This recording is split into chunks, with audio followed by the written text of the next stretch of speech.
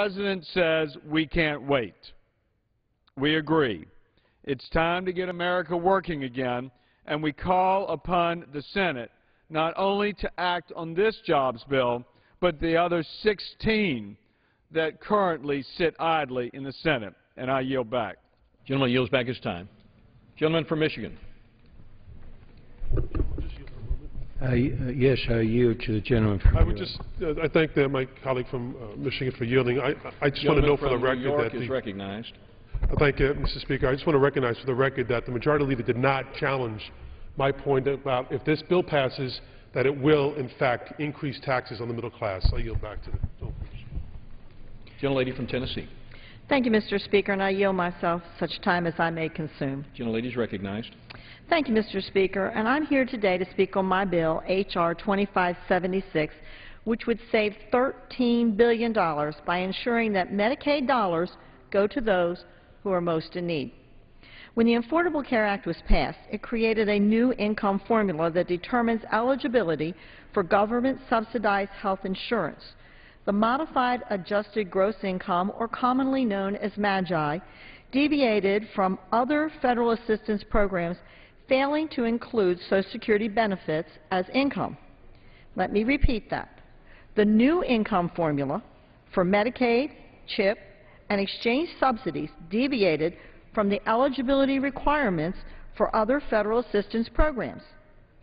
Supplemental Security Income, Supplemental Nutrition Assistance Programs, also known as food stamps, temporary assistance for needy families, and public housing all include the Social Security benefit as income.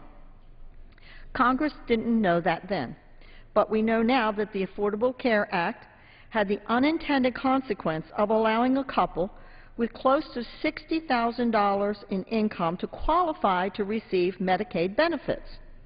Let me put it in more stark terms. Changing the income formula could result in individuals whose incomes are up to 400% of the federal poverty level receiving Medicaid. This is unacceptable, and I very strongly believe that it is our duty to ensure that the very scarce Medicaid resources are there for the most in need. It is incorrect to assert that this legislation unfairly targets widows, survivors, or the disabled. This is the equivalent of asserting that the public housing or the SNAP unfairly target widows, survivors, or disabled simply because, when accounting for resources, these programs consider the source of income. The health care law's deviation from the typical method of counting income results in taxpayer dollars being directed to individuals who do not meet the standard definition of low income. According to the current law, a couple who both earn Social Security benefits and have a total income of $22,000 a year would have a higher income than a couple earning $58,000 a year for the purpose of determining eligibility for federal subsidies in the exchange. I am not the only one who thinks so. At the July 14th Budget Committee hearing, I asked Richard Foster, the CMS Chief Actuary, about the income eligibility issue, and he said, and I quote, "I don't generally comment on the pros and cons of policy, but that just doesn't make sense," end quote. Foster had previously compared the MAGI glitch to allowing middle-class income Americans to qualify for food stamps.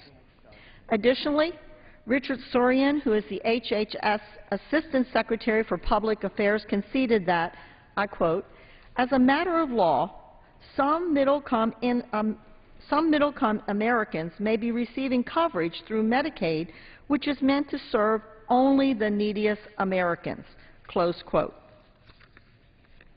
So, primarily, my bill is about fairness. We must accurately account for poverty in federal assistance programs.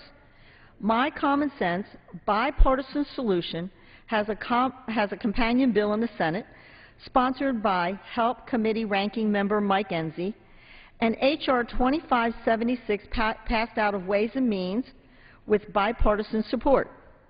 As already been reported, President Obama himself recognizes the problem on page 41 of his recent debt reduction plan, where he explicitly proposes the entire amount of Social Security benefits be included in the definition of income. Mr. Speaker, we must bring Medicaid back into line with other federal assistance programs and limit improper payments to those who should not receive Medicare benefits. Thank you, and I reserve the balance of my time. Gentlelady's time is reserved. Gentleman from Michigan. I yield to the gentleman from New York. Would the gentlelady, thank you, Mr. Gentleman Speaker. from New York is recognized. I thank Mr. Speaker. Will the gentlelady yield? I yield. yield to you. No, will she answer questions? To answer questions. Thank you. I yield. Under my time. It's not Under your time. You suggested this change in Magi as it pertains to tax credits that are eligible to the middle class under the Affordable Care Act. Is that correct? That is correct.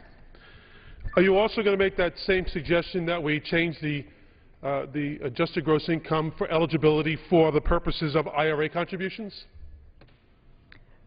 Sir, we're talking about social benefit programs. I'm asking you, though, do you want, we're talking about tax credits for health care.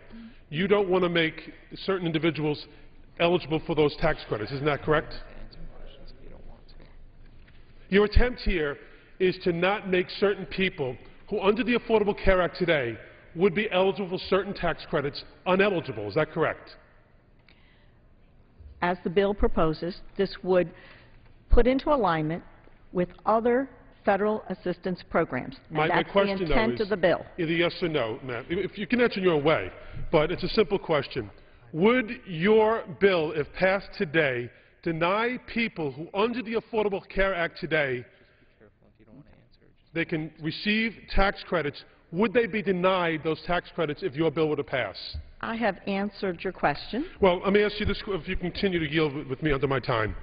Would you then suggest that we now do that for other areas of the code, not pertaining to the lower class or the poor in this country?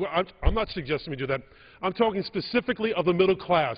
Should we extend that logic, or maybe enhance your bill to include IRA contributions, student loan interest, and adoption tax credits, which are focused on the middle class? Again, we're not talking about the poor.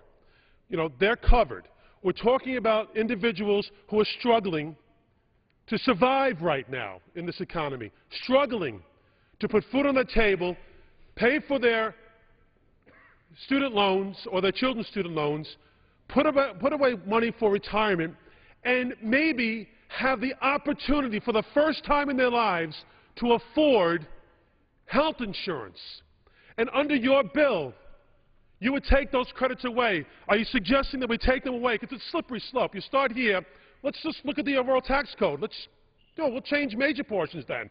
What about the IRA contributions that that person would be making? What about the student loan interest, the adoption tax credits? Should we also limit their ability to take advantage of those provisions in the law? The silence is deafening. I take back, I will retake my time, Mr. Speaker. The silence is deafening because the reality is, Mr. Speaker, this is a slippery slope. You take away opportunities for the middle class to afford health insurance under the Affordable Care Act by whittling away at it. It's the middle class who are hurt here. We're not talking about the poor. We're not talking about the least amongst us. We're talking about the middle class that under the Affordable Care Act would have the opportunity to afford insurance for the first time. And this legislation, I can't even say as well-intentioned as it may be. It is not well-intentioned. There is nothing about this bill that is well-intentioned. It is simply to take away a provision that this Congress and our President made available for the first time in people's lives. They want to take it away from the middle class. Let's put everything else aside. That's what we're doing today. And I'm suggesting that maybe this is just the first step, that maybe the next step will be limiting the ability of individuals to put away money for retirement in their IRA, limiting the availability of students or their parents to pay for a college education.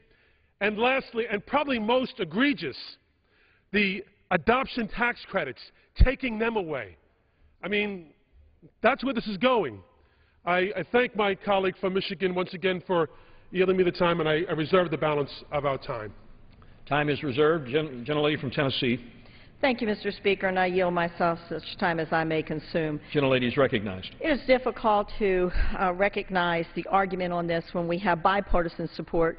Once again, I want to read the Statement of Administrative Policy that came out on October the 25th from the Executive Office of the President, and it reads, the administration supports passage of H.R. 2576, which would change the calculation of modified adjusted gross income as defined in Section 1401 of the Affordable Care Act to include both taxable and non-taxable Social Security. Beginning in 2014, this income definition will be used to determine financial eligibility for Medicaid and state children's health insurance program and for premium tax credits and cost-sharing reductions available through the affordable insurance exchanges. The administration looks forward to working with the House to ensure the bill achieves the intended results. I think that speaks for itself. I yield back the balance of my time. I reserve my time. Oh. Gentlelady's time is reserved. Gentleman from Michigan. Does the majority have additional speakers? So I reserve the balance of my time. Gentleman from Michigan has reserved. Gentlelady from Tennessee. Thank you, Mr. Speaker. And I yield as much time that he may consume to the gentleman from Texas, Mr. Herger. Gentleman from California. The gentleman from California, Mr. Herger.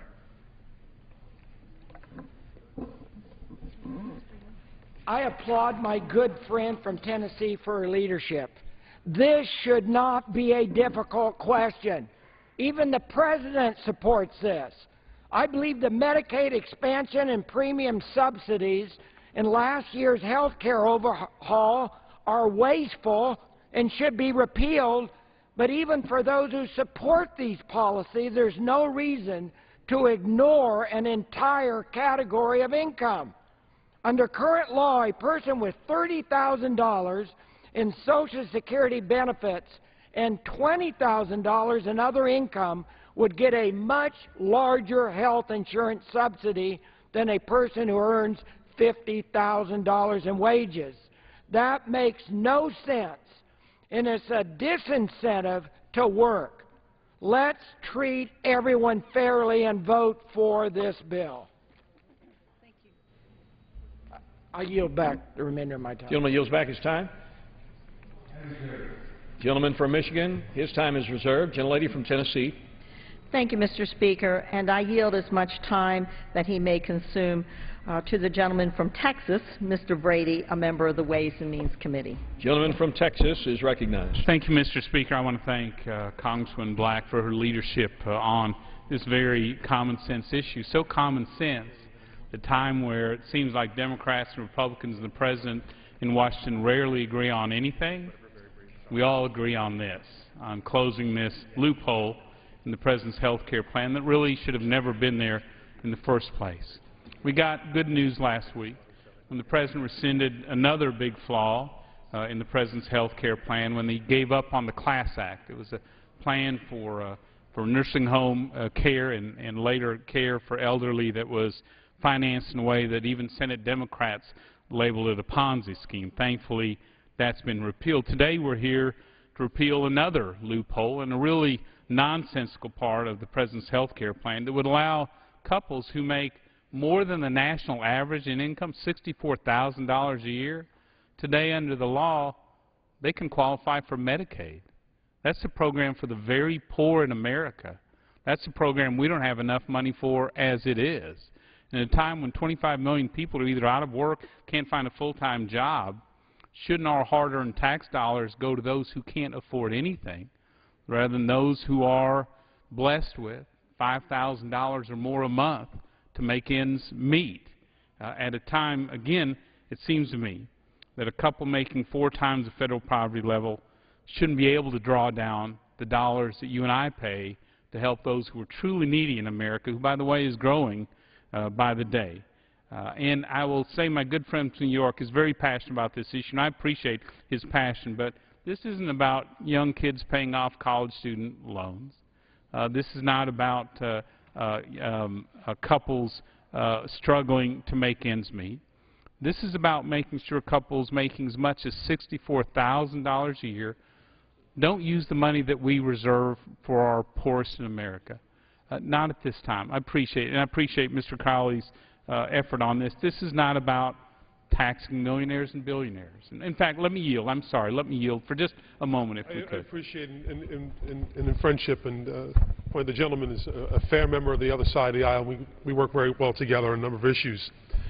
You make out the point about $64,000 a year as being, I won't say wealthy, but you're suggesting, that maybe on $64,000 a year that people living a little bit on the high life.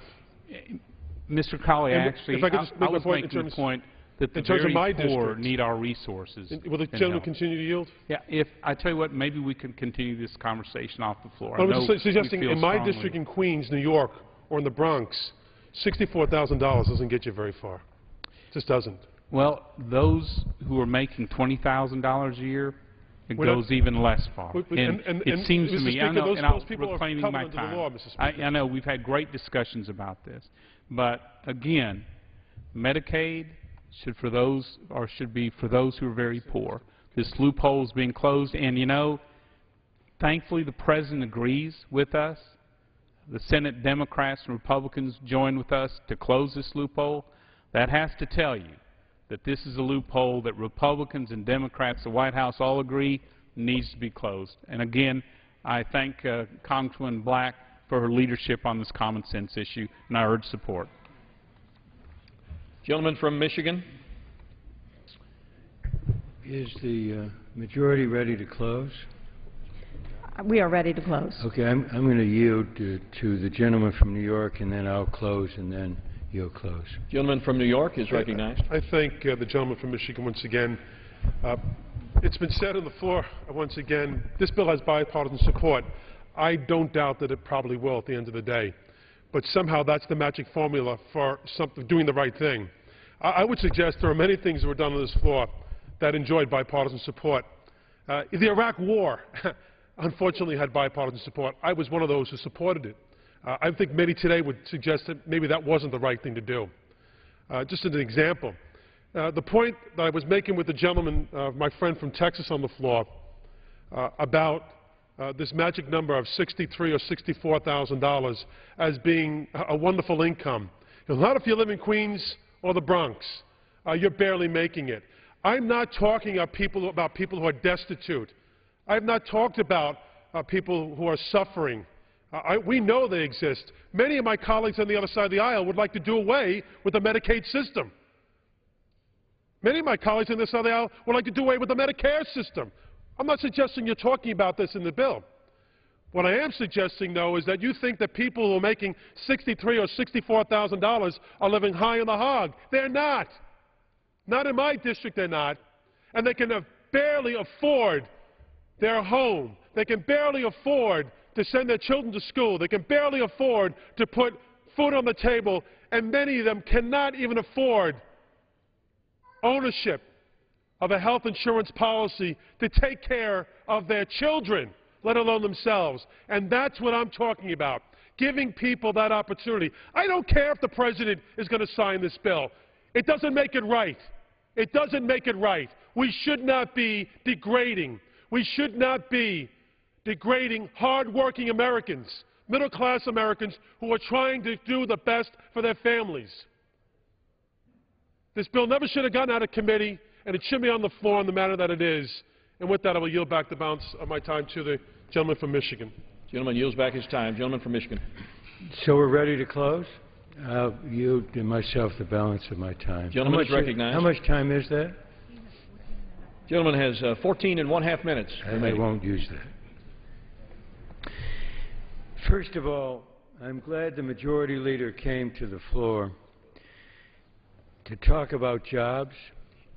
This set of bills is not a jobs bill. To call it that is a pure smokescreen. I quoted Mark Zandi before. I don't think it's meaningful in terms of jobs. It's more trying to clean up something that needs cleaning up. That's the 3%. He's called upon the Senate to act on bills that would essentially allow mercury to continue to be accessible, and other bills that are called a jobs bill, deregulation where it's necessary to regulate, that's a jobs bill. And he called again on the Senate to act. We haven't had a single hearing here in the House on the President's jobs bill. Not a single hearing. He has proposed to cut the payroll tax cut in half for 98% of the businesses, a complete payroll tax holiday for adding workers, extending 100% expensing, not a single hearing on that, preventing up to 280,000 teacher layoffs, not a single hearing on that. Don't call on the Senate. The Majority Leader should call on the House himself and the committees to hold hearings on these bills. The infrastructure bill, a bipartisan national infrastructure bank, not a single hearing.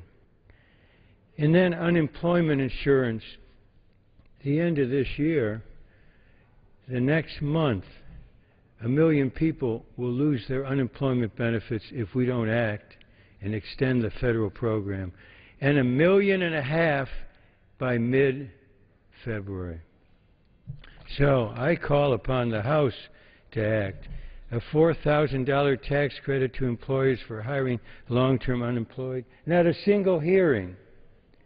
No action. I suggest to the majority they not look to the other body, but to look to themselves. So I'm glad he came here. Now I want to say just a word about the bill right before us. Mr. Crowley has suggested that we look at the facts, and I think we should. Before we vote, I think all of us want to know what we're voting on. And essentially, this revision of the adjusted gross income provision, in terms of potential impact on health care, according to the Joint Tax Committee and the CBO, will likely have this effect. I want everybody to understand it. Between 500,000 and 1 million individuals will no longer be eligible for Medicaid. That's their estimate. That of those who no longer are eligible for Medicaid, about 500,000 will be eligible for tax credits, unless the Republicans ever succeeded in eliminating them. But of that additional number, between 500,000 and 1 million, about 500,000 people, as a result, if this bill becomes law, will likely lose their health coverage altogether, unless they had available to them insurance through their employer. That's the estimate of the Joint Tax Committee. We're talking about vulnerable populations here. We're talking about early retirees, and we're talking about the disabled. And we need to understand those facts as presented by the Joint Tax Committee and by CBO.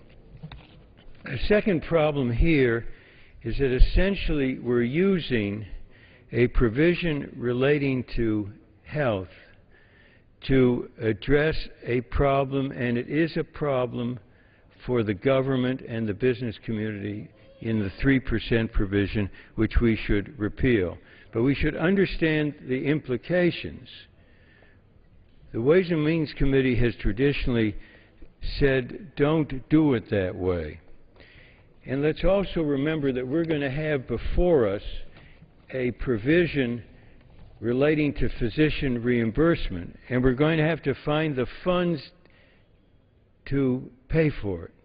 And essentially what would be done now is to use up a provision that impacts health and lose the possibility of using it in terms of physician reimbursement.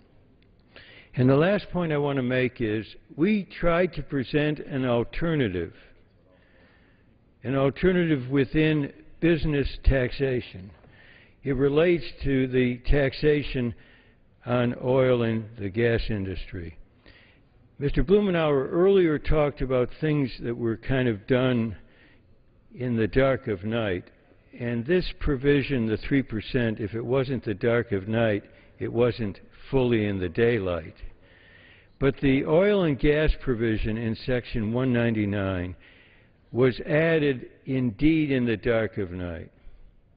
And it provided some relief to the oil and gas industry in a bill that related to manufacturing when oil and gas did not fall within that purview. And it was essentially put in the dark of night. And it would be much preferable to address that issue and pay for the bill that needs to pass, rather than essentially starting on a path that Mr. Crowley has described, and according to CBO and the Joint Tax Committee, is likely to lead to 500,000 people having no health coverage at all. Everybody should understand that price. Then everybody can make up their own mind. But they should understand what's involved here. This is not a technical change. It isn't a glitch. It is a tax definition, by the way, as Mr. Crowley has pointed out, also applies to other areas where I think we need to be very careful in terms of its application. So those are the facts, and everybody can make up their own mind. But let's not pretend this is a jobs bill when the majority here has essentially had a deaf ear to bringing up the jobs bill presented by the President.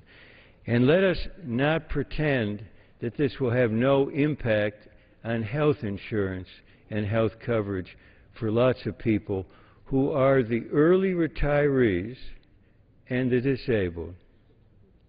The early retirees and the disabled. These, by and large, are not wealthy people. And there are examples given that are true in the extreme.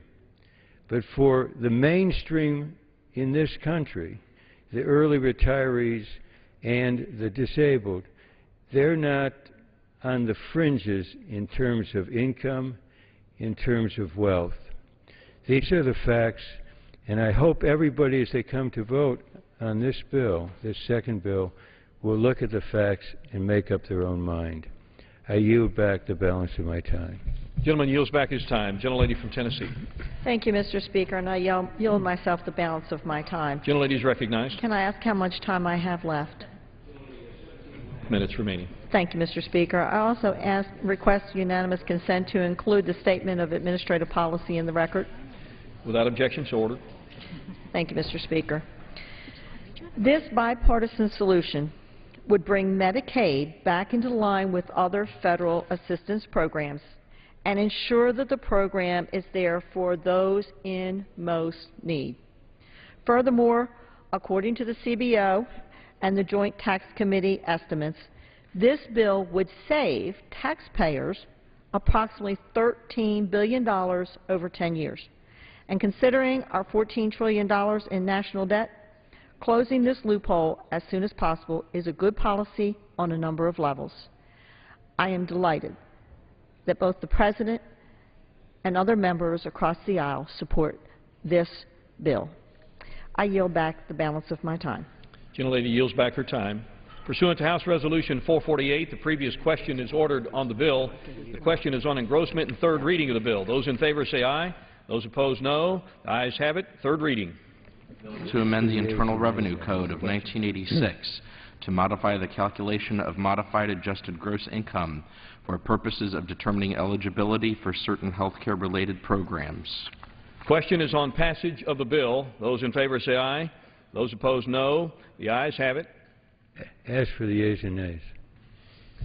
Yeas and nays are requested. Those favoring a vote by the yeas and nays will rise. Sufficient number having risen, the yeas and nays are ordered. Members will record their votes by electronic device. A 15-minute vote. The House today has been debating two bills dealing with changes to the federal tax code. One would repeal a 3% government withholding on federal contractor payments, and the other, the one they're voting on now, would effectively pay for that repeal by overturning a provision in the 2010 health care overhaul. Julie Rovner of NPR has covered lots of health care issues. What health care provision would this bill affect, and how much money do Republicans say it will raise? Well, and it's not just the Republicans who say it would raise it. It's the Congressional Budget Office. It would lower the deficit, according to the CBO, by $13 billion, which coincidentally is about as much as the other bill that's on the floor today would cost, which is to erase this 3% withholding for government contractors. So that's pretty convenient. Now, this is another change to the health law, and there's some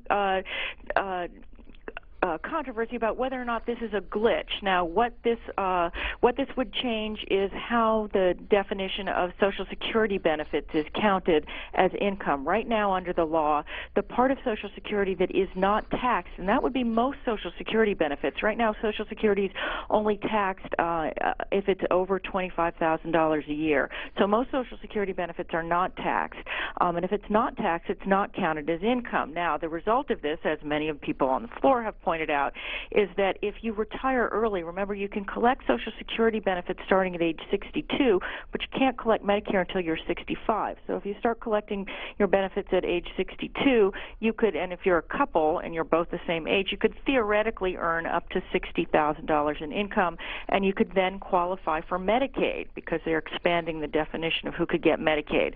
That was really not kind of what was intended about who would be eligible for Medicaid.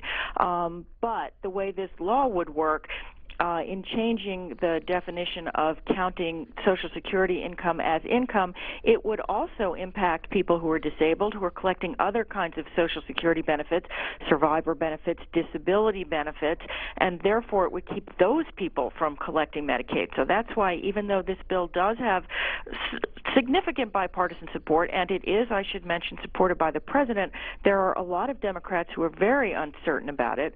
There's also a reason that some Democrats, and I think we saw Sandy Levin, ranking Democrat on the Ways and Means Committee, unhappy about it, is that they wanted the money that this change raises to perhaps be used to pay for other health-related things rather than pay for this 3% withholding bill. Well, this is a rare moment in the House in that the administration is supporting Republican bills. Why in particular would the administration support a bill that makes changes to the health care law? Well, I think it was kind of an embarrassment when it came out this summer that you would have this situation, as I mentioned, where you could theoretically have people who were earning as much as $60,000 becoming eligible for Medicaid. And, you know, again, the change to Medicaid under the health law was intended to have people earning up to 133% of poverty, and that's about $14,000 a year eligible for Medicaid, not having people, you know, with this combined income of $60,000 getting Medicaid. Has the administration actually said this is an improvement on that? Well, what they said at the time was that that was sort of not the intent, and they wanted to work with Congress to fix that situation. Now, and the statement of administration policy on this bill was kind of, you know, it didn't say we love this bill. They did say that they want to work with Congress to make sure that the situation is fixed. So I think there are definitely people within the administration who perhaps they would like to see that glitch fixed, but maybe not. Maybe this might be a little bit too sweeping for what they want. They are clearly aware that there are other Democrats who are unhappy with this. Again, if you go back to the bill that this is paying for, that was something in the President's jobs plan. It's something in the that the Republican wants. This 3% withholding, which was not something that was in the health bill, that goes back to 2005. This was something passed in the George W. Bush administration to help for tax compliance. That's something that there is considerable bipartisan agreement should change. It's this health piece of the law that's the pay for that. Well, assuming passage here in the House of both bills, in particular on this formula change, what are the prospects in the Senate? Well, that's still completely unclear what the prospects are in the Senate. Of course, as we know, the Senate has been kind of the burial ground for everything this year, both kind of on the jobs front and on the health care front. So it's not clear whether they would like this pay for, whether they would like this piece of the jobs bill, what will happen over there in general. So we'll pretty much have to see when this all gets over there what they want to do. Julie Rovner of NPR, thank you for that update. You're very welcome. The vote continues on the House floor. This is the first of three. This is final passage on the second of two bills the House has been debating today. Both of these bills deal with the federal tax code. One, the one they're voting on here, changes again Social Security, calculates Social Security income differently when calculating Medicare and subsidies under the new health care law. The other bill that they debated today would repeal the 3% government withholding for federal contractors. So final passage on the changes to the health care law. That's a 15-minute vote here. Then a motion to recommit on the withholding for government contracting. That'll be a 15-minute vote as well, and final passage after that. And that should do it for legislative work on the House floor today.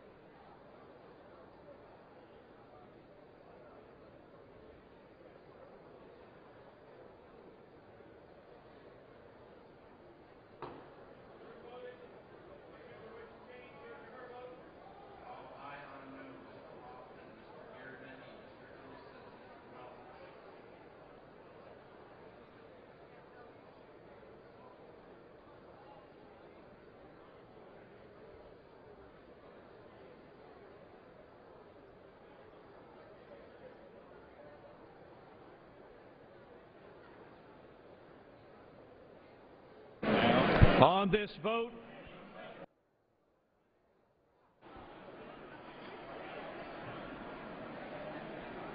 Mr. Welch.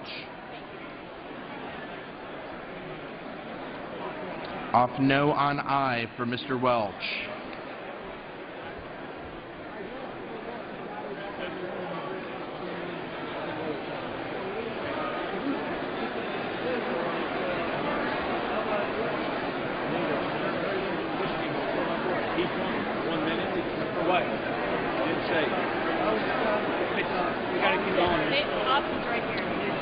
Mr. Larson of Connecticut.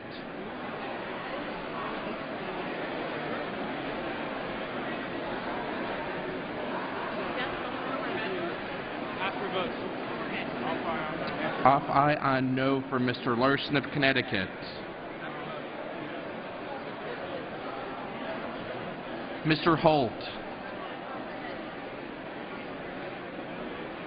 Mr. Holt votes no. Mr. Diaz-Balart. Mr. Diaz-Balart votes aye.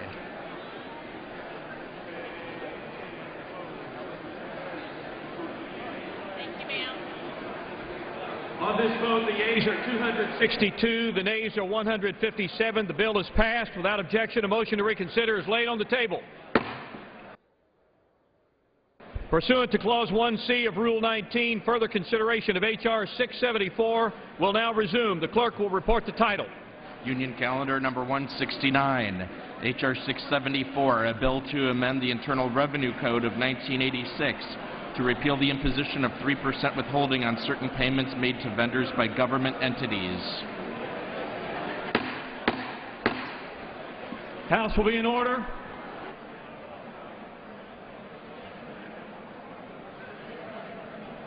The House will be in order.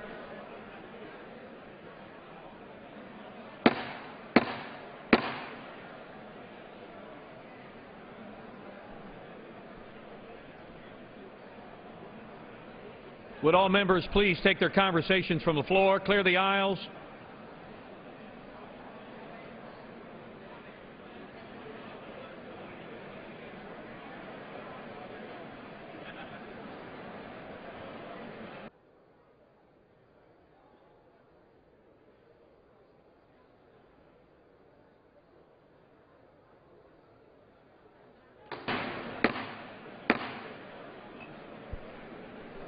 The House will come to order.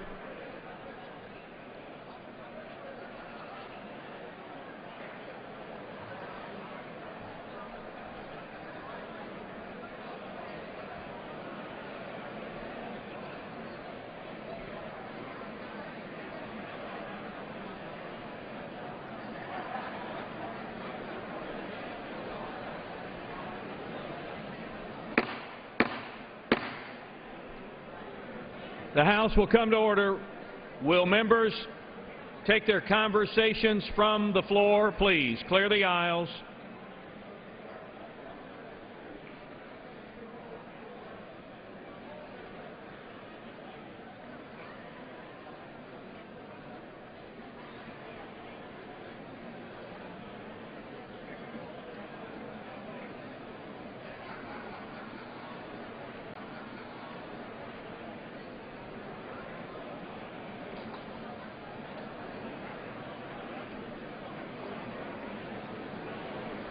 Once again, will members please take their conversations from the floor?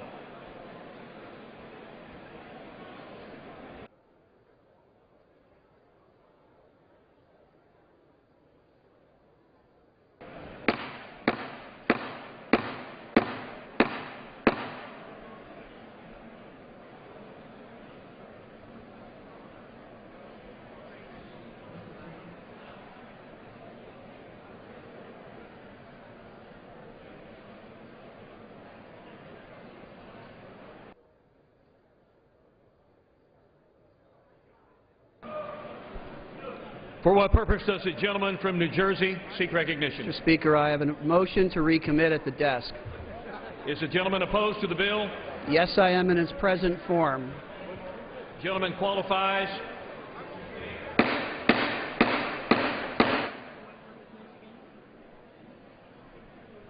For what purpose does the gentleman from Michigan seek recognition? Mr. Speaker, I reserve a point of order. Point of order is reserved. We're okay with this. Clerk will report the motion. Mr. Andrews of New Jersey moves to recommit the bill, H.R. 674, to the Committee on Ways and Means, with instructions to report the same back to the House forthwith with the following amendment. Strike all after the enacting clause and insert the following. Section 1, denial of relief to companies found delinquent in paying their federal taxes. A, in general. Speaker, I ask unanimous consent that further reading of the motion be dispensed with. Is there objection?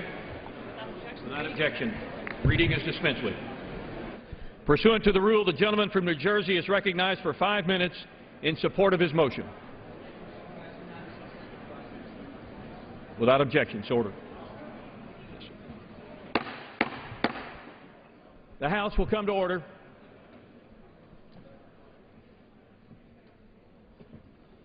Let the House be in order.